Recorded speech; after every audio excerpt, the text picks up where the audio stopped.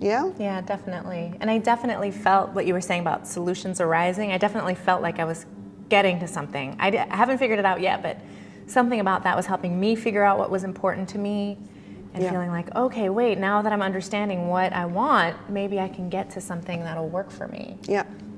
This is one of those really difficult challenges when you love someone and you want to help them, that if the fact that you figured it out doesn't mean that she can do it. Whatever it is that you figured out doesn't mean that she can do it. If it doesn't pass through her own connection with herself and understanding of what works for her or doesn't, she will either do it because you said it or she will resist it, but it won't be an organic flow within her. Mm-hmm.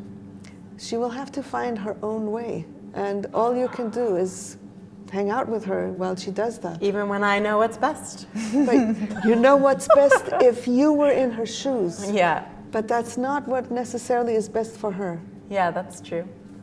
She operates differently. Yes, she does. Yeah. Even without knowing her, it has to be true. Yeah. Okay, so that's the first moment in which something different could happen. Mm-hmm.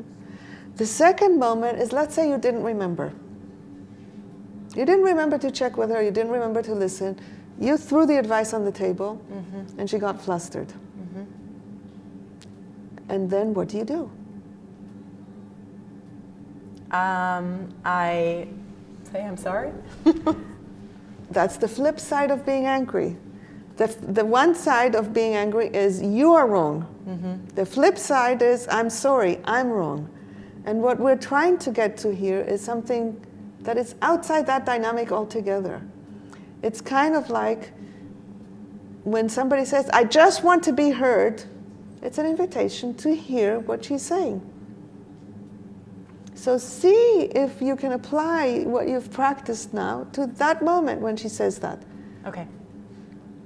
So you give her the advice. So you should just sublet it for less for a few months and then repost it later. You always give me advice, and I really don't want that. Can you just listen sometimes? Great. That's the first step, is to really make space by just like slowing down and taking a breath. Mm-hmm. So are you disappointed because you just wanted some space to talk about this? I'm sick of this. It's the same thing every time. And I keep telling you, just listen. So you'd like for me to really just check in with what it's like for you? Sure, just anything but the advice all the time. You really don't like being told solutions? No, I mean, I guess if I asked for one, I'd want one, but not just spontaneously when I'm just upset, I just want someone to hear me, just to vent a little bit, So, don't you like this exchange better than when you get angry? Yeah. And it looked like it was a bit of a stretch. It was hard to continue doing that. Yeah. Mm-hmm. But it was coming back to that same sweetness. Mm-hmm. It's going to take more work to repair not listening to her in the first place than it will take to listen to her.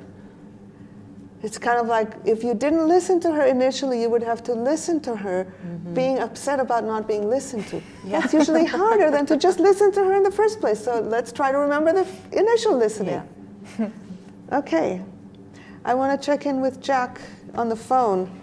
I'm curious, Jack, was there anything useful for you about this? Yeah, I think in some sense I know a lot of this stuff, but putting it in practice is hard. I think you said something about they're probably deeply ingrained habits, and I think I was going to say before that I think we're quite different personality types. Yep. Okay. Thank you. Our perspective. Thank you, Jack.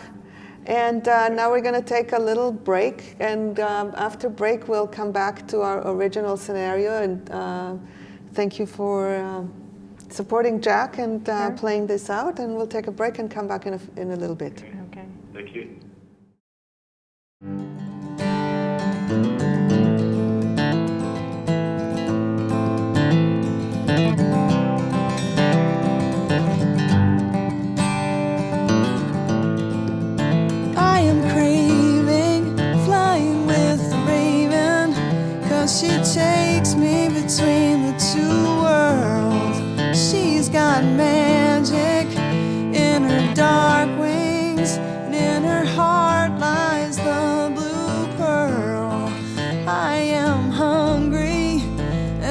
some honey, and it feels good in my mouth. But Mama needs some loving and communion, but I'm left hanging too far south. So I breathe in the air, invoke the water, honor the earth, burn in the fire.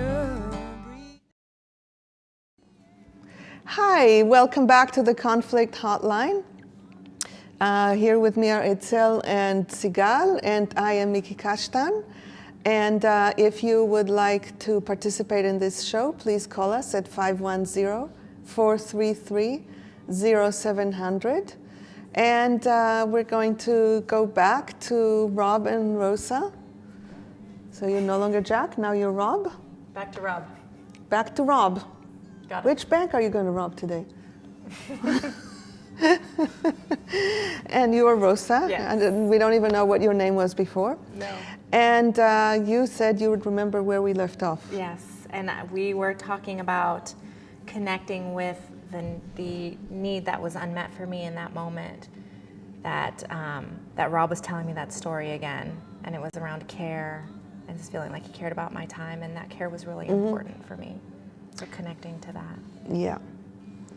And I'm wondering if when you connect with how that is for you, does it give you more room to be present? Instead of being focused on all the wrong things that he's doing, to just know what's important to you. Yes, it does. I mean, I can also see how it might be difficult because he's talking. You know, as this is happening, he's still talking because I've chosen to not interrupt him and say, not that again. So he's still talking, and I'm trying to... Okay, so there's got to be a way then for you to find a way to stop him briefly so that you can have the connection, but stop him in such a way that doesn't feel to him like disrespect. Okay. Let's try just that one line, and then we have another caller. So, okay. We're going to go to the caller in a moment, but let's just try finding a way for you to tell him, hang on a second, I need a moment to catch my breath. Okay. Or whatever your words would be, so that you buy space for yourself without making him lose his face. Okay. So Rob, can you hold that thought for just one moment? Because I am noticing that I'm getting kind of upset, and I just need a minute to just relax a little bit and figure out what's going on with me. Do you mind just pausing your story for a sec? Sure. Okay. It's much better than her getting annoyed, isn't it? You'll take that any day over getting annoyed. That's not hard to hear. Okay. Yeah. All right. Okay, I hope we'll get a chance to come back to this. If not,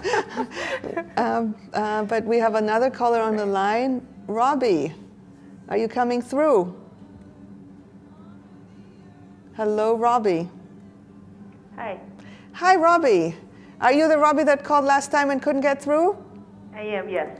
Oh, I'm so glad. I was so sad. So that's great. What's bringing you to our show today? Well, there's a woman I know who, about a year ago, we were getting to be friends. And then there were some things that she did, and my response to those things that she did was that I lost trust in her. Uh-huh. And now she's wanting to be friends again, but she's not wanting to talk about what's happened. She'll acknowledge it in a vague way, but she really doesn't want to talk about it. And she's been very assertive in terms of wanting to be friends. And I would like to be friends with her, but I don't know how to be friends with her without also in some way feeling like I'm betraying my own integrity. And so I'm just kind of stuck.